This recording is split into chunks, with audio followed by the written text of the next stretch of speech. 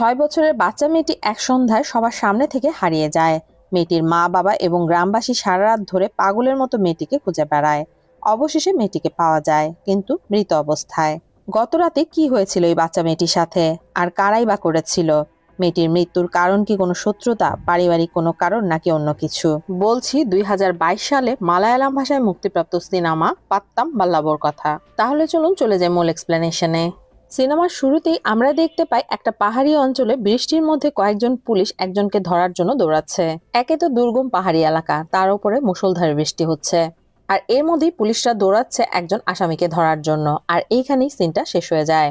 পরের সিনে আমরা এসআই সেতুমানকে দেখতে পাই। সে পুলিশ কোয়ার্টারে থাকতো, আর তার পরিবার থাকতো গ্রামে।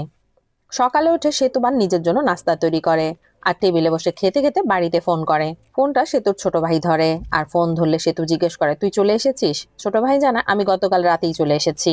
আর তারপর সেতুর মা ফোনটা ধরে। তখন সেতু তাকে জিজ্ঞেস করে, তোমরা হাসপাতালে কখন যাবে? আমি রাতের মধ্যে চলে আসব। আর এখানে আমরা জানতে পারি সেতুর ওয়াইফ প্রেগন্যান্ট, আর আজই তার ডেলিভারি ডেট। আর তাই তারা সবাই মিলে হসপিটালে যাচ্ছিল, আর সেতু সেটার কথাই জিজ্ঞেস করছিল। সেতুর মা বলে, বাবা তুই আগে চলে আসলে ভালো হতো। কিন্তু সেতু জানায়, মা আমি তো পুলিশের চাকরি করি, তুমি তো জানোই আমাদের ডিউটি কেমন। আমি চাইলেও এখন আসতে পারবো না, তবে তুমি চিন্তা করো না, আমি ছুটি নিয়ে রাতের মধ্যেই চলে আসবো। এরপর সেতুয়াম রেডি হয়ে বাইরে বেরিয়ে আসে, আর বাইরে এসে দেখতে পায় কনস্টেবল নতুন একটা জিপ গাড়ি নিয়ে দাঁড়িয়ে আছে। তখন সেতু জিজ্ঞেস করে, গ্যারেজে তো এখনো পুরনো জিপ গাড়িটা পড়ে আছে, তাহলে ওটা কেন ব্যবহার করছো না? কনস্টেবল জানায়, স্যার ওটা নষ্ট, আর তাছাড়া আমরা তো নতুন গাড়ি পেয়ে গিয়েছি, আর কিছুদিনের মধ্যে এই পুরনো গাড়িটা বিক্রি করে দেওয়া হবে। এরপর আর সেতু কথা বাড়ায় না, সে পুলিশ স্টেশনের দিকে যেতে থাকে। রাস্তায় সে একটা দোকানে থামে। এখান থেকে সেতু আসলে তার বাচ্চার জন্য জামা কাপড় কিনবে। দোকানে থাকা মেয়েটিকে সেতু বলে, আমাকে নিউবর্ন বাচ্চাদের জন্য জামা কাপড় দিন। মেয়েটি জিজ্ঞেস করে, স্যার ছেলেদের না মেয়েদের? সেতু বলে, এখনো বাচ্চা হয়নি, আজ ডেলিভারি হবে, আমি এখনো জানি না সেটা ছেলে না মেয়ে। আর তাই সে ছেলে এবং মেয়ে দুজনের কাপড়ই কিনে নেয়।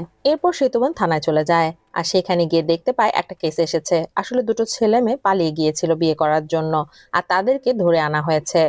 ছেলে মেয়ে দুটোর পরিবারও সেখানে ছিল। ছেলে মেয়ে দুটো এখনো পড়াশোনা করছে। ছেলেটার বিয়ের বয়স হলেও মেয়ের বিয়ের বয়স এখনো হয়নি। ছেলের পরিবার চাইছিল সবকিছু মিটিয়ে নিয়ে মেয়ের সাথে বিয়ে দিয়ে দিতে, কিন্তু মেয়ের পরিবার কিছুতেই রাজি হচ্ছিল না। মেয়ের মা তো কতক্ষণ পরপর তার মেয়েকে বকাবকি করছিল, আর তাই সে তো মেয়ের মাকে বাইরে বসিয়ে রাখে।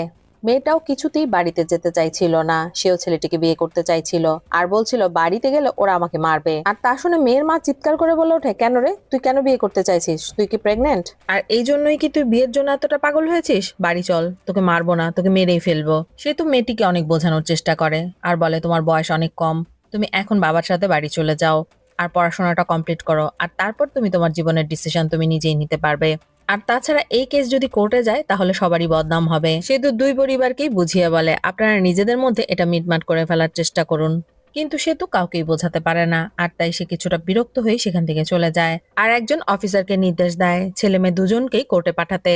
আসলে সে তোর মন্ত পড়ে আছে তার স্ত্রীর কাছে, সে বাড়ি যাওয়ার জন্য ছুটি নেবে, আর তাই সে তার সিনিয়র অফিসারের কাছে যায়। সিনিয়র অফিসার তাকে অভিনন্দন জানায়, কারণ সে বাবা হতে চলেছে। এরপর সিনিয়র অফিসার তাকে জিজ্ঞেস করে, তোমার কত দিনের ছুটি লাগবে? সে তো জানায় 15 দিনের ছুটি। সে আরো বলে, স্যার আপনি তো সবকিছুই জানেন, এর আগেও দুইবার আমাদের বাচ্চা নষ্ট হয়ে গিয়েছে, জানি না এবার কি হবে, ঈশ্বর আমাদের জন্য কি লিখে রেখেছেন। সিনিয়র অফিসারটি আশ্বস্ত করেন আর বলেন, আমার মন বলছে এবার তুমি বাবা হতে পারবে, তুমি একদম টেনশন করো না, আর যাও, তোমার ছুটি পাশ করে দিলাম, ছুটি কাটিয়ে এসো, ফিরে এসে কিন্তু আমাকে ট্রিট দিতে ভুলো না। সে তো চলেই যাচ্ছিল, আর তখন সেখানে একজন কনস্টেবল আসে। সে একটা ফাইল নিয়ে এসেছে। সুলেমান নামের একজন লোক প্যারোলে মুক্তি পেয়েছে, কিন্তু গত 2 দিন আগে তার হাজিরা দেওয়ার ডেট চলে গিয়েছে, কিন্তু সে আসেনি। সিনিয়র অফিসার সেতুর দিকে তাকিয়ে বলে, তুমি কখন বাড়ি যাচ্ছ? সেতু জানায়, রাতের বেলা স্যার। সিনিয়র অফিসার বলে, তাহলে আমার একটা কাজ করে দাও, তুমি একটা টিম নিয়ে যাও, আর এই লোকটার লোকেশন ট্র্যাক করে তাকে ধরে নিয়ে আসো। সেতু অনিচ্ছা সত্ত্বেও রাজি হয়ে যায়, আর তারপর সে একটা টিম নিয়ে লোকটার লোকেশনের দিকে রওনা হয়। অনেক দূরের পাহাড়ি রাস্তা, আর আবহাওয়াও ভালো ছিল না। কিছু দূর যাওয়ার পর তারা এক জায়গায় গাড়ি থামায়, আর তখন সেতু স্ত্রী তাকে ফোন করে আর জানতে চায়, তুমি কখন আসছো? সেতু জানায়, একটা কেসে ফেসে গিয়েছি, এটা শেষ করে রাতে চলে আসবো, তুমি একদম টেনশন করো না, আর নিজের দিকে মনোযোগ দাও। সেতু স্ত্রী বলে, ঠিক আছে, আমরা হসপিটালে যাচ্ছি, তুমি তাড়াতাড়ি চলে এসো। আর তারপর সেতুরা আবারও রওনা হয়। কিছু দূর যাওয়ার পরই মুষলধারে বৃষ্টি শুরু হয়। একে তো পাহাড়ি রাস্তা, আর বৃষ্টির জন্য সামনে কিছুই দেখা যাচ্ছিল না। একসময় সেতুরা একটা চায়ের দোকান দেখতে পায়, আর সেখানে জিজ্ঞেস করে, সোলেমানের বাড়িটা কোন দিকে? লোকটা জানায়, পাহাড়ের উপরে। তখন পেছন থেকে আরেকটা লোক বলে ওঠে, আপনারা সোলেমানকে ধরতে এসেছেন, তাড়াতাড়ি ধরে নিয়ে যান, ও যতক্ষণ বাইরে থাকবে ততক্ষণই ঝামেলা। এরপর সেতুরা তাদের গাড়ি নিয়ে পাহাড়ের চূড়ার দিকে উঠতে থাকে। অনেকখানি উঠে যাওয়ার পর তারা সোলেমানের বাড়িটা দেখতে পায়, আর গাড়িটা সেখানেই রেখে পায়ে হেঁটে সোলেমানের বাড়ির দিকে যায়। কিন্তু সোলেমানের বাড়িতে ঢুকে দেখতে পায় সেটা একদম খালি, আর বাড়ির ভেতরে সবকিছু এলোমেলো হয়ে পড়ে আছে। সেতুরা বুঝতে পারে সুলেমান হয়তো এখানেই ছিল, হয়তো সে বাইরে গিয়েছে, তাই তারা সবাই সেখানেই অপেক্ষা করতে থাকে। সেতু দেখতে পায় ঘরের একদিকে পূজার সামগ্রী এবং ঠাকুরের ছবি রয়েছে, আর অন্যদিকে যীশু খ্রিস্টের ছবি এবং ক্রুসের ছবি রয়েছে। একটা পুরো দেয়াল জুড়ে একটা বাচ্চা মেয়ের বিভিন্ন বয়সের ছবি টাঙানো আছে, আর একটা পুরো সেলফ জুড়ে বাচ্চা মেয়ের খেলনা সাজানো আছে। এছাড়াও সেতু খেয়াল করে দেয়ালের মধ্যে বাচ্চার আঁকিবুকি রয়েছে। কিছুক্ষণ অপেক্ষা করার পর সেতু জানালা দিয়ে দেখতে পায় সুলেমান ফিরে আসছে, আর তাই সে তার সদস্যদের রেডি হতে বলে। বাইরে প্রচন্ড বৃষ্টি হচ্ছিল, তার মধ্যেও কয়েকজন পুলিশ সদস্য বাইরে গিয়ে অপেক্ষা করতে থাকে। আর অন্যদিকে সুলেমান বাসার সামনে এসে বারান্দায় পায়ের ছাপ দেখতে পায়, আর বুঝতে পারে পুলিশ তাকে ধরতে এসেছে। আর তখনই পেছন থেকে একজন পুলিশ সদস্য সুলেমানকে ধরার জন্য আসে, কিন্তু সুলেমান তাকে মাথায় মেরে সেখান থেকে পালিয়ে যায়। আর তখন সেতু সহ সব পুলিশ সদস্যরা তার পিছু করতে থাকে। একে তো জঙ্গলের ভেতর দিয়ে পাহাড়ি রাস্তা, তার উপর আবার মুষলধারে বৃষ্টি হচ্ছে। সুলেমান তো এই এলাকা চিনতো, আর তাছাড়া সে এই এলাকারই লোক, তাই সে খুব দ্রুত পালিয়ে যেতে থাকে। আর অন্যদিকে পুলিশ সদস্যরা তাকে ধরতে গিয়ে হিমশিম খেয়ে যাচ্ছিল। আর এই দৃশ্যটাই আমরা মুভির শুরুতে রেখেছিলাম। কিছু দূর যাওয়ার পর তারা সুলেমানকে হারিয়ে ফেলে। আর তখন সেতুর মা তাকে ফোন করে আর জানায় তার স্ত্রীকে ওটিতে নেওয়া হচ্ছে, কারণ তার ব্যথা উঠেছে। সেতু জানায় আমি দ্রুত ফিরে আসার চেষ্টা করছি, আর এরপর সে ফোনটা রেখে দেয়। আর অন্যদিকে আমরা দেখতে পাই সুলেমান পালিয়ে গিয়েছে। জঙ্গলে দৌড়াতে গিয়ে সব পুলিশ অফিসার কিছু না কিছু আহত হয়েছে, তাই তারা স্থানীয় হসপিটালে যায় এবং প্রাথমিক চিকিৎসা নেয়। সেতু স্থানীয় পুলিশ স্টেশনের সাথেও যোগাযোগ করে। সুলেমানকে না ধরে সে এখান থেকে যেতেও পারছে না, আর অন্যদিকে তার স্ত্রীকে নিয়েও তার টেনশন হচ্ছিল। এরপর সিন চেঞ্জ হলে আমরা জঙ্গলের ভিতরে একটা পুরনো বাড়ি দেখতে পাই, আর সেখানে কয়েকজন লোক বসে জুয়া খেলছিল, আর তারা লাল পানিও খাচ্ছিল। সেখানে রান্নার আয়োজনও হচ্ছিল। আর তখন গাড়িতে করে একটা লোক আসে, এই লোকটার নাম জাভিয়ার। জাভিয়ার সেখানে থাকা লোকগুলোকে একটা বন্দুক দেয় আর বলে এটা নিরাপত্তার জন্য দিলাম, অর্থাৎ তারা কাউকে ভয় পাচ্ছে আর কারো হাত থেকে বাঁচার জন্যই এখানে লুকিয়ে আছে। আর তখন আমরা একটা অল্প বয়সী ছেলেকে দেখতে পাই, সে বাড়ি পেছন দিকে যায় প্রাকৃতিক ডাকে সাড়া দেওয়ার জন্য। আর তখনই সুলেমান ছেলেটার উপর হামলা চালায়। ছেলেটাকে সে মেরে ফেলতে চাইছিল, আর তখন ছেলেটার চিৎকারে জাভিয়ার সহ সবাই সেখানে চলে আসে, আর সবাই মিলে সুলেমানকে মারতে থাকে। এতগুলো লোকের সাথে সুলেমান পেরে উঠছিল না। আর অন্যদিকে সেতুরা সুলেমানের লোকেশনটা জেনে যায়, আর তারাও সেখানে চলে আসে। জাভিয়ার সুলেমানকে মেরে ফেলছিল, আর তখন সেখানে সেতুরা এসে সুলেমানকে সেখান থেকে উদ্ধার করে। সেতু ফোন করে সিনিয়র অফিসারকে জানায় যে আমরা সুলেমানকে ধরে ফেলেছি, আমরা ফিরে আসছি। আর তখন সেতুর ছোট ভাই ফোন করে আর জানায় বাচ্চার পজিশন ঠিক নেই, আর তাই সি সেকশন করাতে হতে পারে, আর এজন্য 3 ব্যাগ রক্তের প্রয়োজন। সেতুর ছোট ভাই বলে তুমি তাড়াতাড়ি এখানে চলে এসো। আর এদিকে সুলেমান কোনোভাবেই গাড়িতে উঠবে না, সে এক দৃষ্টিতে জাভিয়ারের দিকে তাকিয়েছিল। এমনিতেই তো সেতু টেনশনে ছিল, তারপরে সুলেমানকে দেখে তার মাথাটা গরম হয়ে যায়। আসে সুলেমানকে মারতে মারতে গাড়িতে তোলে। তারপর তারা ফিরে আসছিল। কিছু দূর এগোনোর পর রাস্তার মধ্যে গাড়ির লাইন দেখতে পায়, আর জানতে পারে সামনে পাহাড় ধসে রাস্তা বন্ধ হয়ে গিয়েছে, আর এই রাস্তা ছাড়া ফেরার আর কোনো উপায়ও নেই। আর তাই বাধ্য হয়ে সেখানে গাড়িটা থামায় আর চা নাস্তা খাওয়ার জন্য চায়ের দোকানে চলে যায়। কিন্তু সেতু যায় না, সে সেখানেই দাঁড়িয়ে থাকে আর সুলেমানকে জিজ্ঞেস করে এখন তুমি ওদের সাথে মারামারি করতে গিয়েছিলে কেন? আমরা যদি সময় মতো না আসতাম তাহলে তো ওরা তোমাকে মেরেই ফেলতো। সুলেমান বলে আমি একজনকে শেষ করতে গিয়েছিলাম, আমি 4 বছর ধরে এই প্যারোলের জন্য অপেক্ষা করেছিলাম। এখন যদি আমি সুযোগটা হারাই তাহলে কখনোই আমি আর এই সুযোগ পাবো না। সুলেমানের কথা শুনে সেতু বুঝতে পারে সে কতটা ডেসপারেট, আর সুযোগ পেলে সে আবারও পালিয়ে যাবে। আর তাই সেতু তার এক হাতের হ্যান্ডকাফ খুলে সেটা গাড়ির সাথে আটকে দেয়। সেতু যখন চায়ের দোকানে বসেছিল তখন চায়ের দোকানের মালিক 1 কাপ চা নিয়ে সুলেমানকে দেয়। সেতু জানতে চায় তুমি ওকে চেনো? চায়ের দোকানের মালিক বলে হ্যাঁ চিনি। সেতু জিজ্ঞেস করে ও কাকে মেরে জেলে গিয়েছিল? দোকানদার জানায় সে আপনাদের কাছে অপরাধী হতে পারে, কিন্তু সে আমার কাছে আমাদের সুলেমান। ওকে আমি ছোটবেলা থেকে চিনি। 35 বছর আগে একটা পাহাড় ধসে অনেক লোক মারা গিয়েছিল, আর সেখানে শুধু একটা বাচ্চা বেঁচে ছিল, 6 বছরের একটা বাচ্চা, আর এটা হচ্ছে সুলেমান। এরপর কাহিনী চলে যায় ফ্ল্যাশব্যাকে। আমরা সুলেমানকে দেখতে পাই সে নদীর পাড়ে গাড়ি নিয়ে কারো জন্য অপেক্ষা করছিল, আর তার সাথে ছিল তার বন্ধু পাঁচু। আর তারপর আমরা সীতাকে দেখতে পাই, সীতার আগামীকাল বিয়ে, পুরো বাড়ি সাজানো হয়ে গিয়েছে, আর আত্মীয় স্বজনরাও আসতে শুরু করেছে। সীতা রেডি হচ্ছিল, আর তখন তার ছোট বোন এসে তাকে খবর দেয় সুলেমান চলে এসেছে। আসলে সীতা এবং সুলেমান পরস্পরকে ভালোবাসতো এবং আজ তারা পালিয়ে যাবে। সীতা এবং তার ছোট বোন মন্দিরে যাওয়ার উদ্দেশ্য করে বাইরে বেরিয়ে আসে। সেখানে তাদের মামা তাদেরকে আটকায় আর জিজ্ঞেস করে, এখন তোরা কোথায় যাচ্ছিস? তোরা একা যেতে পারবি না, আমিও তোদের সাথে যাব। সীতা কোনো রকমে তার মামাকে বুঝিয়ে বেরিয়ে যেতে থাকে, আর তখন সীতার বাবা বলে, তাড়াতাড়ি চলে আসিস। এরপর সীতা এবং তার বোন নৌকা দিয়ে নদীটা পার হয়ে সোলেমানের কাছে চলে আসে, আর তখন সেখানে মোটরসাইকেলে করে একটা লোক আসে। আসলে সে বিয়ের ফুল নিয়ে এসেছিল, আর সেগুলো নেওয়ার জন্য সীতার বাবা এবং মামা নৌকা দিয়ে নদী পার হয়ে সেখানে আসে। আর তাদেরকে দেখতে পেয়ে সোলেমান তাড়াতাড়ি গাড়িটা স্টার্ট দেওয়ার চেষ্টা করে, কিন্তু গাড়ি স্টার্ট হচ্ছিল না। আর অন্যদিকে সীতার বাবা গাড়িটা দেখে ভাবে এটা হয়তো পাত্রপক্ষের কারোর গাড়ি, আর তাই সে দেখার জন্য সেদিকে এগিয়ে যায়। আর অন্যদিকে সোলেমান তাড়াতাড়ি একটা কাপড় দিয়ে সীতাকে ঢেকে ফেলে। সীতার বাবা কাছে এসে জানতে চায় যে কি হয়েছে। সোলেমান জানায়, আমার গাড়িটা স্টার্ট নিচ্ছে না। আর তাই সীতার মামা এবং বাবা গাড়িটাতে ধাক্কা দেয় আর গাড়িটা স্টার্ট নেয়। সোলেমান সীতাকে নিয়ে সেখান থেকে পালিয়ে আসে। পরের দিন ব্যাপারটা জানাজানি হয়ে গেলে সীতা এবং সোলেমানকে থানায় ধরে নিয়ে আসা হয়, কিন্তু তারা দুজনই প্রাপ্তবয়স্ক ছিল এবং নিজেদের ইচ্ছায় পালিয়ে গিয়েছিল, আর তাই পুলিশের কিছুই করার ছিল না। সীতার বাবাও সেখানে এসেছিল। আসলে সোলেমান খ্রিস্টান ছিল আর সীতা ছিল হিন্দু, তাই সীতার বাবা কোনোভাবেই তার মেয়েকে অন্য ধর্মের কারো কাছে বিয়ে দেবে না। আর তাই সীতার বাবা তার মেয়ের সাথে সব সম্পর্ক শেষ করে দিয়ে সেখান থেকে চলে যায়। আর ইনি হচ্ছে চার্চের ফাদার। সোলেমান ছিল অনাথ, তার কোনো আত্মীয় স্বজনও ছিল না, আর তাই চার্চের ফাদারই ছিল তার একমাত্র অভিভাবক। সবকিছু মিটে যাওয়ার পর সোলেমান আর সীতা বাইরে বেরিয়ে আসে, আর সেখানে এই লোকটির সাথে তাদের দেখা হয়। এর নাম ভারাধন। সে পেশায় একজন কনস্টেবল। আসলে এর সাথেই সীতার বিয়ে ঠিক হয়েছিল। ভারাধনকে দেখে সোলেমান বলে ওঠে, আমি আপনার কাছে আসব সেই সাহস আমার হচ্ছিল না। আশা করছি যা হয়ে গিয়েছে সেটা নিয়ে আপনি আর ঝামেলা করবেন না। যা শুনে ভারাধন হাসি মুখে বলে, যা হয়েছে ভালোর জন্যই হয়েছে। যদি এই ঘটনাটা বিয়ের পরে ঘটতো তাহলে কেমন হতো? কিন্তু আমরা দেখতে পাই এক সুযোগে ভারাধন সীতাকে বলে, তুমি কি দেখে ওকে ভালোবাসলে? ওর কি এমন রয়েছে যা আমার নেই? আর এ থেকে আমরা বুঝতে পারি উপরে উপরে ভারাধন হাসি মুখে দেখালেও সে খুবই অপমানিত হয়েছিল। ভারাধনের কথাটা ইঙ্গিতপূর্ণ ছিল, যা সীতার ভালো লাগে না। সে অস্বস্তিতে পড়ে যায়, কিন্তু সে ভারাধনের কথার কোনো উত্তর না দিয়ে সেখান থেকে চলে যায়। সেদিনই চার্চে খ্রিস্টান রীতিতে সীতা এবং সোলেমানের বিয়ে হচ্ছিল, আর তখনই সেখানে জাবিয়ার তার দলবল নিয়ে আসে আর বলে, চার্চের ভেতরে অন্য ধর্মের মেয়ের সাথে কারো বিয়ে হতে পারে না। ফাদার জাবিয়ারকে বোঝানোর চেষ্টা করে, কিন্তু সোলেমান তাকে থামায়। আর তারপর চার্চের বাইরে গিয়ে বিয়ের বাকি আনুষ্ঠানিকতা সম্পন্ন করা হয়। এরপর সোলেমান সীতাকে নিয়ে যায় তার বাড়িতে। পাহাড়ের উপরে স্বপ্নের মতো একটা বাড়ি, যা দেখে সীতা মুগ্ধ হয়ে যায়। আসলে সীতাকে এখানে নিয়ে আসবে বলে আগেই সোলেমান এই বাড়িটা তৈরি করে সাজিয়ে রেখেছিল। আর তারপর সেই স্বপ্নের বাড়িতে শুরু হয় তাদের সুখের সংসার। তারা সুখে শান্তিতেই বসবাস করছিল। সোলেমান সীতাকে কোনো কিছুতেই জোর করত না। তারা নিজেরা নিজেদের ধর্ম পালন করত। কিছুদিন পরেই তারা একটা সুখবর পায়, তাদের পরিবারে আসছে নতুন সদস্য, অর্থাৎ সীতা মা হতে চলেছে। এরপর সোলেমান সীতার আরো অনেক বেশি খেয়াল রাখতে শুরু করে এবং প্রত্যেকটা কাজেই তাকে সহায়তা করতে থাকে। ধীরে ধীরে সময় চলে যায়, আর একসময় তাদের ঘর আলো করে আসে এক ফুটফুটে কন্যা সন্তান। তারা ভালোবেসে মেয়ের নাম রাখে লাচ্চুমল।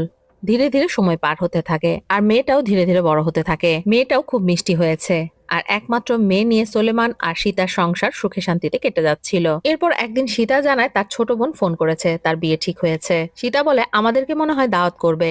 সোলেমান বলে, মনে হয় করবে না, তবে তুমি চিন্তা করো না, আমরা বিয়ের আগের দিনই চলে যাব। সীতা বলে, বিনা দাওয়াতে সেখানে যাওয়াটা কি ভালো দেখাবে? যা শুনে সোলেমান বলে, আমি তো তোমার বিয়েতেও বিনা দাওয়াতে গিয়েছিলাম, তুমি চিন্তা করো না, আমরা যাব। এরপরের দিন সকালে সোলেমান আর পাঁচু একটা কাজে বাইরে গিয়েছিল। তারা যখন ফিরেই আসছিল তখন তাদের সামনে দিয়ে হঠাৎ করে একটা পুলিশের জিপ চলে যায়। পাঁচু সময় মতো ব্রেক না কষলে একটা অ্যাক্সিডেন্ট হয়ে যেত। আর এরপর সিন চেঞ্জ হয়ে বর্তমানে চলে আসে। আমরা সোলেমানকে দেখতে পাই, সে ওয়াশরুমে যেতে চায়। সেতু তাকে নিয়ে যায় পাহাড়ের ওপরে হালকা হওয়ার জন্য, আর সেখানে দাঁড়িয়ে সেতু হসপিটালে ফোন করার চেষ্টা করে, কিন্তু নেটওয়ার্ক পাওয়া যাচ্ছিল না। ফোন করার সময় সেতু একটু বেখেয়াল হয়ে গিয়েছিল, আর পেছনে তাকিয়ে দেখতে পায় সোলেমান নেই। সেতু চমকে যায়, কিন্তু একটু পরে সোলেমানকে দেখতে পায়। সোলেমান সেতুর দিকে তাকিয়ে বলে, স্যার বলেছি না পালাবো না, চলুন যাওয়া যাক। সেতু সোলেমানকে বলে, তোমার জীবন কাহিনীতে তো এমন কোনো সমস্যা দেখছি না যে একজন মানুষকে মেরে ফেলতে হবে। সোলেমান উত্তরে বলে, স্যার, কারো জীবনে সমস্যা যে কোনো সময় আসতে পারে। আর তারপর কাহিনী আবারও চলে যায় ফ্ল্যাশব্যাকে। আমরা দেখতে পাই যেই গাড়িটা সোলেমানদের সামনে দিয়ে চলে গিয়েছিল সেটা একটা পুলিশের গাড়ি ছিল। আর গাড়ির জানালা দিয়ে যে উকি দেয় তাকে দেখে সোলেমান অবাক হয়ে যায়। সে ছিল ভারাধন। ভারাধন এখানে কি করছে? এরপর আরেকদিনের ঘটনা, সোলেমান তার মেয়েকে নিয়ে বাইকে করে বাড়ি ফিরছিল। সামনেই ছিল পুলিশের চেকপোস্ট। ভারাধন সোলেমানের বাইকটা দেখে তাকে থামায়। পুলিশরা অন্য একটি বাইক চেক করছিল। ভারাধন সোলেমানকে জানায়, আমার এই এলাকায় পোস্টিং হয়েছে, গত 2 সপ্তাহ ধরে আমি এখানে আছি। এরপর সোলেমানের মেয়ের দিকে তাকিয়ে জিজ্ঞেস করে, এটা তোমার মেয়ে? ওর নাম কি? মেয়েটা ভারী মিষ্টি হয়েছে, যদি তুমি ওকে আমার কাছ থেকে কেড়ে না নিতে তাহলে এই মেয়েটা আমার হতে পারত। আমার প্রতিদানের কথা ভুলো না কিন্তু। এরপর থেকে হেলমেট পরে বাইক চালিও, এবারের মতো ছেড়ে দিলাম। সেখান থেকে ছাড়া পেয়ে সুলেমান সোজা চলে যায় চার্চে। আসলে আজ বড়দিন ছিল আর সেই জন্য চার্চকে খুব সুন্দরভাবে সাজানো হচ্ছিল। সেখানে থাকা সবাই বিভিন্ন কাজে ব্যস্ত ছিল। সুলেমান ফাদারের সাথে দেখা করে। ফাদার সুলেমানকে জানায়, আজ রাতে যে অনুষ্ঠান হবে সেখানে তোমার মেয়ে লাচ্চু একজন অ্যাঞ্জেল সাজবে। যা শুনে লাচ্চু তো খুব খুশি হয়। এরপর সুলেমান লাচ্চুকে নিয়ে বাড়ি ফিরে আসে আর সীতাকে জানায়, আজ তোমার মেয়ে অ্যাঞ্জেল সাজবে। ফাদার নিজে তাকে সিলেক্ট করেছেন। সীতা জানায় তাহলে তো লাচ্চুর জন্য একটা ড্রেস কিনতে হবে। সোলেমানও তাতে সম্মতি দেয় আর বলে, জানো সেই পুলিশ অফিসারের সাথে দেখা হয়েছে যার সাথে তোমার বিয়ে ঠিক হয়েছিল, তার এখানে পোস্টিং হয়েছে। আজ আমাকে পুলিশ ধরেছিল হেলমেট না পরার কারণে। আজ ওর জন্যই আমি ফাইন দেওয়ার হাত থেকে বেঁচে গিয়েছি। ভাড়াধরের কথা শুনে সীতা চুপ হয়ে যায় আর তার মধ্যে কিছুটা অস্বস্তি কাজ করতে থাকে। এরপর চার্চে বড়দিনের অনুষ্ঠান শুরু হয় আর চার্চের নিরাপত্তার জন্য থানা থেকে যে ফোর্স পাঠানো হয় তাতে ভাড়াধনে ছিল। চার্চে ভাড়াধন সীতাকে দেখতে পায় আর তার সাথে কথা বলার জন্য তার দিকে এগিয়ে যায় আর সীতাকে বলে, আজ যার মন্দিরে থাকার কথা সে আর চার্চে রয়েছে। সীতা বলে, চার্চ হোক বা মন্দির, দুটোই তো মানুষের জন্য। সীতা সুলেমানকে দেখতে পেয়ে তাকে ডাক দেয়। সুলেমান কাছে আসে আর জিজ্ঞেস করে, সেদিন বলতে ভুলে গিয়েছিলাম, আপনি বিয়ে করেছেন? ভাড়াধন বলে, করেছিলাম, কিন্তু সেটা টেকেনি। এখন আমরা ডিভোর্সের চেষ্টা করছি। আসলে আমরা মন থেকে যখন কিছু চাই তখন সেটা না পেয়ে যখন অন্য কিছু দিয়ে অ্যাডজাস্ট করতে যাই তখন সেটা হয় না। সুলেমান আর সীতার বুঝতে বাকি থাকে না ভাড়াধন কি ইঙ্গিত করছে। এরপর সুলেমান তার বউ আর মেয়েকে নিয়ে সেখান থেকে চলে যায়। তখন আরেকজন পুলিশ এসে জিজ্ঞেস করে, স্যার আপনি ওদেরকে চেনেন? ভাড়াধন বলে, চিনি, ওদের সাথে আমার পুরনো কিছু স্মৃতি রয়েছে। এরপর সন্ধ্যা হয়ে যায় আর অনুষ্ঠানের আনুষ্ঠানিকতাও শুরু হয়ে যায়। লাচ্চুকে সাজিয়ে দিচ্ছিল সীতা আর সুলেমান তখন খাওয়া দাওয়ার তদারকি করছিল। লাচ্চু তার পাশে বসে থাকা মেয়েটার কানের দুল অনেক পছন্দ করে আর তার মাকে বলে, এটা আমি কিনতে চাই। সীতা বলে, আচ্ছা ঠিক আছে, তুমি এখানে বসো, আমি কিনে নিয়ে আসছি। আর এটা বলে সে বাইরে বেরিয়ে যায়। বাইরে যাওয়ার সময় ভাড়াধন সীতার সামনে আসে আর বলে, তোমার সাথে একটু কথা বলতে চাই। সীতা তার সাথে কোনো কথাই বলতে চাইছিল না। সে পাশ কাটিয়ে চলে যাওয়ার সময় ভাড়াধন তার হাতটা চেপে ধরে আর এতে করে সীতা চিৎকার দিয়ে ওঠে। আর সুলেমান সেটা দেখতে পেয়ে সেখানে চলে আসে। সে ভাড়াধনকে আটকানোর জন্য একটা ধাক্কা দিয়ে সরিয়ে দেয় আর এতে করে ভাড়াধন সুলেমানের গালে একটা চড় দেয়। সুলেমানও চুপ করে থাকে না, সেও ভাড়াধনকে মারে আর এক পর্যায়ে তাদের দুজনের মধ্যে মারামারি শুরু হয়ে যায়। আর চার্চে থাকা সকল লোক সেখানে এসে জড়ো হয়। এরপর এসআই খবর পেয়ে এসে তাদের মারামারি থামায়। ভাড়াধন জানায়, ওর স্ত্রী আমাদের গ্রামের মেয়ে, আমরা পূর্ব পরিচিত। আমি শুধু ওর সাথে কথা বলছিলাম, কিন্তু সুলেমান সেটার ভুল অর্থ করেছে। এসআই সেখানে দাঁড়িয়ে থাকা সব মানুষকে সরিয়ে দেয় আর ফাদার এসে সুলেমানদেরকে নিয়ে যায়। এসআই ভাড়াধনকে বলে, খুবই লজ্জার কথা, তুমি একজন পুলিশ হয়ে এখানে তামাশা শুরু করেছো। এই ঘটনায় এসআই এবং সবার সামনে ভাড়াধন অনেক অপমানিত হয়। আর তাই ভাড়াধন এসআই কে বলে, স্যার বাড়ি থেকে আমার ফোন এসেছিল, আমি কি যেতে পারি? এসআই বলে, সেটাই ভালো, তুমি চলে যাও, কাল আবার দেখা হবে। এরপর ভাড়াধন সেখান থেকে চলে যায়। অন্যদিকে আমরা সীতা আর সুলেমানকে দেখতে পাই। তারা এই ঘটনায় খুব বিধ্বস্ত হয়ে পড়ে। হঠাৎ করে সুলেমান জিজ্ঞেস করে, আমার মেয়ে কোথায়? এতক্ষণে সীতার লাচ্চুর কথা মনে পড়ে। সে দৌড়ে যায় চার্চের ভেতরে, যেখানে লাচ্চুকে সে বসিয়ে রেখে এসেছিল। সেখানে তখন কেউ ছিল না। তারা দৌড়ে যায় যেখানে অ্যাঞ্জেলদেরকে নিয়ে যাওয়া হয়েছিল, কিন্তু সেখানেও লাচ্চু ছিল না। সীতা আর সুলেমান পাগলের মতো ভিড়ের মধ্যে তার মেয়েকে খুঁজতে থাকে, কিন্তু লাচ্চুকে তারা কোথাও খুঁজে পায় না, এমনকি কেউ তাকে দেখেও নি। তাই অবশেষে সাহায্যের জন্য তারা চলে যায় থানায়। পুলিশ তাদেরকে জিজ্ঞেস করে, সব জায়গায় খোঁজা হয়েছে? মেয়ে কোনো আত্মীয় স্বজনের বাড়িতে চলে যায়নি তো? সুলেমানের বন্ধু পাঁচু জানায়, পরিচিত সব জায়গায় খোঁজা হয়েছে, আর তাছাড়া তাদের তেমন আত্মীয় স্বজনে নেই এখানে। পুলিশ তাদের আশ্বস্ত করে, ঠিক আছে, আমি ফোর্স পাঠাচ্ছি। সুলেমানও বসে থাকে না। সে পুলিশ স্টেশন থেকে বেরিয়ে সীতাকে বাড়ি পাঠিয়ে দেয় আর পাচকে সঙ্গে নিয়ে চলে যায় চার্চের আশেপাশটা খুঁজে দেখার জন্য। চার্চে গিয়ে চার্চের ভেতর এবং আশেপাশটা খুব ভালো করে সুলেমান খুঁজে দেখে, এমনকি সে কবরস্থানে গিয়েও দেখে আসে। আর তখন ফাদার তাকে ডেকে পাঠায় আর বলে, তুমি বাড়ি চলে যাও, সীতা বাড়িতে একা রয়েছে, তোমাকে এখন তার প্রয়োজন, তুমি তার কাছে যাও। আমরা সবাই মিলে লাচ্চুকে খুঁজছি, তাকে পাওয়া মাত্রই তোমাকে জানাবো। সুলেমান বাড়ি ফিরে যায়। মেয়ে হারানো মা তখন পাগল প্রায়। সুলেমানকে দেখা মাত্র সে ছুটে আসে। মেয়েকে না পেয়ে সুলেমানকে জড়িয়ে ধরে কাঁদতে থাকে। সুলেমান কাঁদছে না ঠিকই, কিন্তু তার বুকটা ফেটে যাচ্ছে আর সারা রাত সে বাইরে পায়চারি করেই কাটিয়ে দেয়। একসময় ভোর হয়ে যায়। সকালবেলা পাঁচু আসে সুলেমানের কাছে আর বলে, পাহাড়ের নিচে একটা কিছু পাওয়া গিয়েছে। এটা শুনে সুলেমানের আত্মাটা কেঁপে ওঠে আর এক মুহূর্ত সময় নষ্ট না করে পাঁচুকে নিয়ে সেখানে চলে যায়। সুলেমান সেখানে গিয়ে দেখতে পায় প্রচুর ভিড় আর পুলিশও সেখানে এসেছে। সে ভিড় ঠেলে ভেতরের দিকে চলে যায় আর সেখানে গিয়ে দেখতে পায় জঙ্গলের ভেতরে কালো পলিথিনে মোড়ানো তার আদরের মেয়ের লাশ। প্রিয় মুখটাকে এই অবস্থায় দেখে সুলেমান কান্নায় ভেঙে পড়ে। একজন বাবার জন্য এর থেকে বড় কষ্টের আর কি হতে পারে। এরপর কাহিনী আবারও প্রেজেন্টে চলে আসে। সবাই চুপচাপ বসেছিল। সুলেমানের কাহিনী তাদের হৃদয় ছুঁয়ে গিয়েছিল। সুলেমানকে সান্ত্বনা দেওয়ার ভাষা কারো কাছেই ছিল না। আর তখন সেতুর ফোনটা বেজে ওঠে। তার মা ফোন করেছে। সেতুর মা জানায় সেতুর একটা ফুটফুটে মেয়ে হয়েছে, যা শুনে সেতু খুব খুশি হয়ে যায়। আর সেখানে থাকা সব পুলিশ তাকে কংগ্রাচুলেট করতে থাকে। সেতুর ভাই মেয়ের একটা ছবি সেতুর কাছে পাঠায়, আর সেই ছবিটা সেতু সবাইকে দেখাতে থাকে। দেখাতে দেখাতে হঠাৎ করেই তার সোলেমানের দিকে চোখ যায়। সোলেমানকে দেখা মাত্রই এক মুহূর্তেই সেতুর সব আনন্দ ম্লান হয়ে যায়। এরপর কাহিনী আবারও ফ্ল্যাশব্যাকে চলে যায়। লাচ্চুর লাশটা সেখান থেকে উদ্ধার করে নিয়ে যাওয়া হয় পোস্টমর্টেমের জন্য। পোস্টমর্টেম শেষে ডাক্তার যা জানায় তা খুব শকিং ছিল। পুলিশ ফাদারকে জানায় উঁচু থেকে পড়ে মাথায় বাড়ি খেয়ে লাচ্চুর মৃত্যু হয়েছে, কিন্তু সে মারা যাওয়ার আগে একাধিক ব্যক্তি তাকে রেপ করেছে। এতক্ষণ হসপিটালের বারান্দায় সোলেমান পাথরের মূর্তির মতো বসেছিল, আর এই কথাটা শোনা মাত্রই সে হাউমাউ করে কেঁদে ফেলে। না জানি মারা যাওয়ার সময় তার মেয়েটার কতটা কষ্ট হয়েছে। এরপর সব ফর্মালিটি সম্পন্ন হওয়ার পর সোলেমান নিজের কাঁধে করে মেয়ের মরদেহ বাড়িতে নিয়ে আসে। মৃত মেয়েকে দেখে সীতা হাউমাউ করে কাঁদতে থাকে। মায়ের বুক ফাটা সে আহাজারি যেন শেষই হচ্ছিল না। সোলেমানও পাশে দাঁড়িয়েছিল, তারও বুকটা ফেটে যাচ্ছিল। আর সেখানে আসা প্রত্যেকটা গ্রামের মানুষের চোখে তখন পানি ছিল। প্রত্যেকটা মানুষ এই বাচ্চা মেয়েটার জন্য কাঁদছিল। এরপর নিয়ম অনুযায়ী চার্চের পাশের কবরস্থানে লাচ্চুর মরদেহ সমাহিত করা হয়। এসআই পুলিশ টিম নিয়ে সোলেমানের বাড়িতে যায় এবং তাকে জিজ্ঞেস করে, আমরা কোনো আলামতি খুঁজে পাচ্ছি না, তোমার কি কাউকে সন্দেহ হয়? পাশেই তখন এসআই এর সাথে ভাড়াধনও দাঁড়িয়েছিল, কিন্তু সোলেমান জানায় সে কাউকেই সন্দেহ করছে না। এসআই জানায় তোমার স্ত্রীর স্টেটমেন্ট নিতে হবে। সোলেমান বলে, স্যার আমার স্ত্রী এখন কথা বলার মতো অবস্থায় নেই। ভাড়াধন বলে, আমি পরে এসে তার স্টেটমেন্ট নিয়ে যাব। আর এই কথা শুনে এসআই তার দিকে অদ্ভুত চোখে তাকায় এবং বাকি পুলিশ অফিসারদেরকে সেখানেই রেখে যায় আর তাদেরকে বলে সে তার স্টেটমেন্ট নিয়ে তারপরে আসবে। আর সে ভাড়াধনকে সঙ্গে নিয়ে সেখান থেকে বেরিয়ে যায়। কিছু দূর যাওয়ার পর এসআই ভাড়াধনকে জিজ্ঞেস করে, গতকাল রাতে তুমি কোথায় ছিলে? ভাড়াধন বলে, আমি বাড়িতেই ছিলাম। এসআই বলে, আমি খবর নিয়েছি তুমি বাড়িতে ছিলে না। এরপর এক জায়গায় এসআই গাড়ি থামায় আর ভাড়াধনকে বলে, তুমিও একজন সাসপেক্ট, কারণ এই গ্রামে তুমি ছাড়া সোলেমানের আর কোনো সূত্র নেই। গ্রামের মানুষ কি ভাবছে আমি সেটা জানি না। আমার মনে হয় তোমার এক সপ্তাহের ছুটি নিয়ে এখান থেকে চলে যাওয়া উচিত। আর তাছাড়া মেয়েটা মারা যাওয়ার পর থেকে আমি তোমার চেহারায় এক ধরনের ভয় দেখতে পাচ্ছি। চলে যাওয়ার আগে এসআই আরো বলে, আমি যদি এই কেসে তোমার কোনো রকম সম্পৃক্ততা পাই তাহলে আমি ভুলে যাব যে তুমি আমার সাথে কাজ করতে।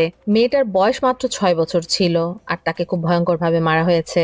আমি এর শেষ দেখে ছাড়বো। এসআই তদন্ত শুরু করে এবং সবাইকে জিজ্ঞাসাবাদ করতে থাকে। আর অন্যদিকে আমরা ভাড়াধনকে ক্রাইম স্পটে দেখতে পাই। ভাড়াধন আশপাশটা খুব ভালোভাবে খুঁজতে থাকে আর হঠাৎ করে তার পায়ের নিচে কিছু একটা চাপা পড়ে। ভাড়াধন কাঁচ ভাঙার শব্দ পায়, লতাপাতা সরিয়ে সে দেখতে পায় একটা ঔষধের বোতল। আশপাশটা ভালোভাবে দেখে সে একটা সিরিঞ্জও খুঁজে পায় আর তার মনে পড়ে যায় কিছুদিন আগে এইরকমই একটা সিরিঞ্জ সে দুটো ছেলের কাছে দেখেছিল। ছেলে দুটোকে সে সেদিন চেকপোস্টে আটকে ছিল হেলমেটের জন্য। ছেলেগুলো বলে, স্যার ছেড়ে দিন, চার্চে যাব। চার্চ তো কাছেই, তাই হেলমেট পরিনি। কিন্তু ভাড়াধন তাদের কথা সন্তুষ্ট হয় না আর সে লাইসেন্স দেখতে চায়। পেছনের ছেলেটা ব্যাগ খুলে লাইসেন্স বের করতে গেলে সেখান থেকে একটা ইনজেকশনের শিশি নিচে পড়ে ভেঙে যায়। আসলে এটা কোনো সাধারণ ইনজেকশন ছিল না, এটা ছিল ড্রাগস। ভাড়াধন কিছু বলার আগে আরেকজন পুলিশ অফিসার সেখানে আসে আর বলে, ওকে আমি চিনি, ও আমাদের জোভিয়ারের ছেলে, ওকে ছেড়ে দিন। তাই ভাড়াধন আর কথা না বাড়িয়ে ওদেরকে ছেড়ে দেয়। ভাড়াধনের আরো মনে পড়ে সেদিন সন্ধ্যায় সোলেমানের সাথে মারামারি হওয়ার কিছুক্ষণ আগে সে যখন তার মায়ের সাথে কথা বলছিল তখন চার্চের পেছন দিকে এই ছেলেগুলোকে সে দেখেছিল। পুলিশ ছেলে দুটোকে ধরে আনে আর এসআই তাদেরকে জিজ্ঞাসাবাদ করতে থাকে। এসআই বলে, সব এভিডেন্স তোমাদের বিরুদ্ধে, তোমরা স্বীকার করো সেদিন তোমরা কি করেছিলে। কিন্তু ছেলেগুলো কোনোভাবেই স্বীকার করছিল না। আর তখন সেখানে ভাড়াধন আসে আর বলে, স্যার ওদেরকে আমার কাছে ছেড়ে দিন, কারণ সেদিন কি হয়েছিল সেটা জানা আমার জন্য খুব জরুরি। আর তখন আমরা ফ্ল্যাশব্যাকে দেখতে পাই ভাড়াধন সেই কবরস্থানে গিয়েছিল আর কবরস্থানের পাশে সে লাচুর জামার ছেঁড়া অংশ পেয়েছিল। কাহিনী আবারও প্রেজেন্টে চলে আসে। ভাড়াধন ছেলে দুটোকে জেলের ভেতরে নিয়ে অনেক টর্চার করতে থাকে।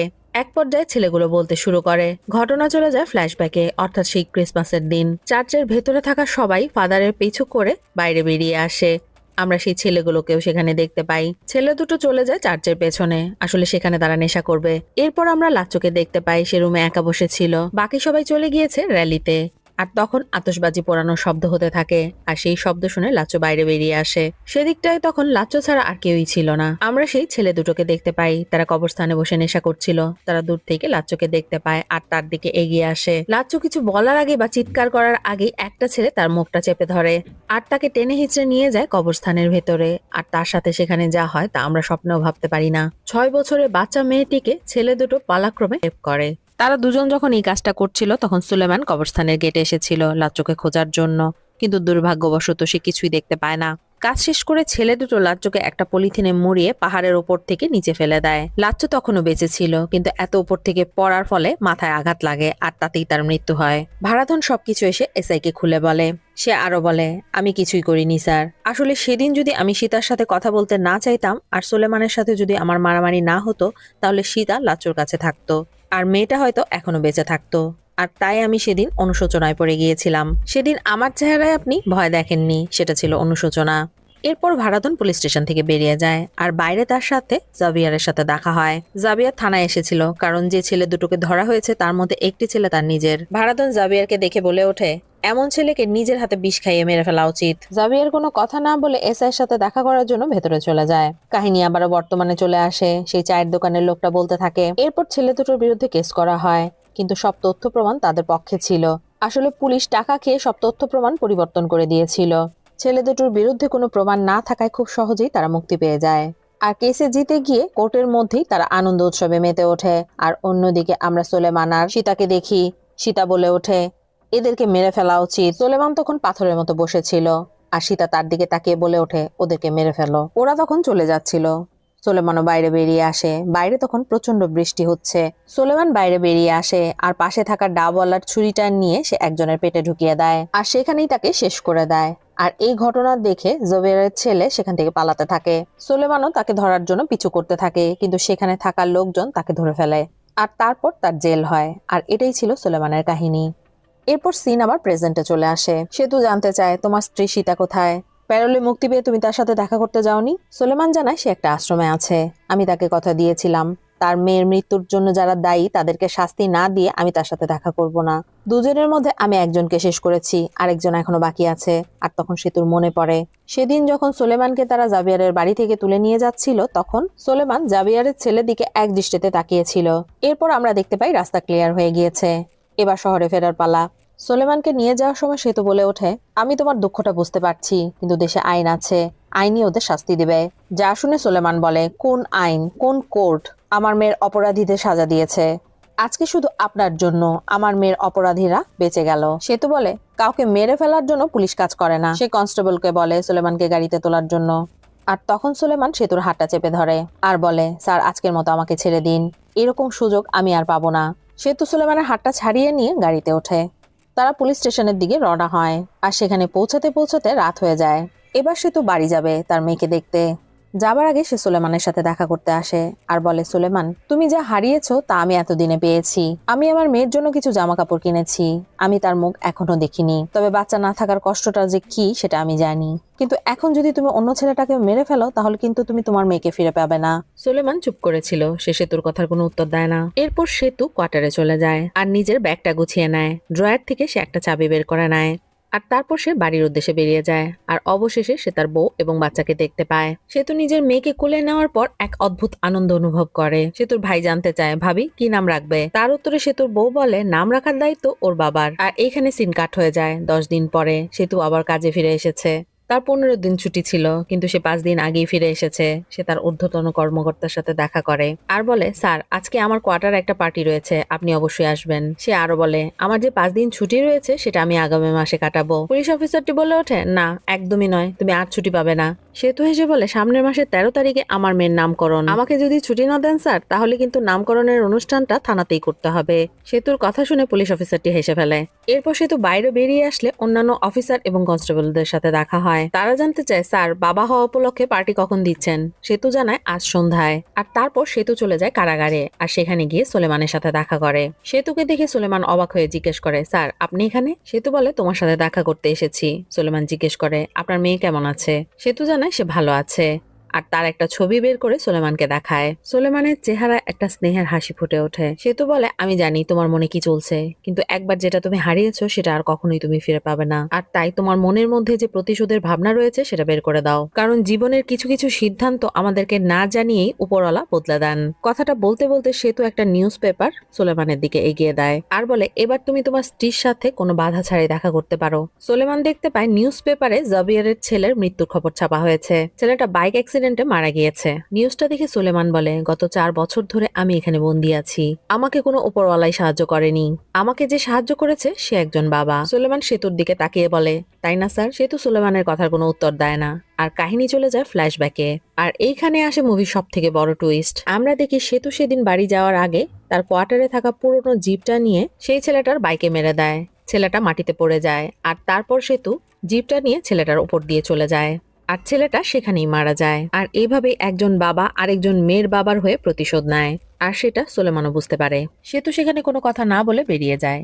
এরপর কয়েক বছর কেটে যায়। সুলেমানের শাস্তি শেষ হয়েছে, সে মুক্তি পেয়েছে। সে চলে যায় সীতার সাথে দেখা করার জন্য আশ্রমে। খবর পেয়ে সীতা ছুটে আসে। আর এতদিন পর সুলেমানকে দেখতে পেয়ে তাকে জড়িয়ে ধরে এবং কান্নায় ভেঙে পড়ে। আর এইখানেই সিনেমাটা শেষ হয়ে যায়। এত কিছু হয়ে যাওয়ার পর সীতা আর সুলেমান আবারও এক হতে পারলো। কিন্তু নেই শুধু আদরের মেয়েটি, যার অভাব হয়তো সারা জীবনেও পূরণ হবে না। আদরের সন্তানকে ছেড়ে বেঁচে থাকাটা যে কতটা কষ্টের তা শুধু একজন বাবা মাই জানে। আজকের সিনেমার কাহিনীটা আপনাদের কাছে কেমন লাগলো তা অবশ্যই কমেন্ট করে জানাবেন। আর আমার এক্সপ্লেনেশন ভালো লাগলে অবশ্যই একটা লাইক করবেন, শেয়ার করবেন এবং সাবস্ক্রাইব বাটনটি প্রেস করে বেল বাটনটি অন করে রাখবেন, কারণ আমি আবারও হাজির হয়ে যাব এইরকম কোনো সাসপেন্স থ্রিলার মুভির গল্প নিয়ে। আজকের মতো আমি এখানেই বিদায় নিচ্ছি। সবাই খুব ভালো থাকবেন। ধন্যবাদ।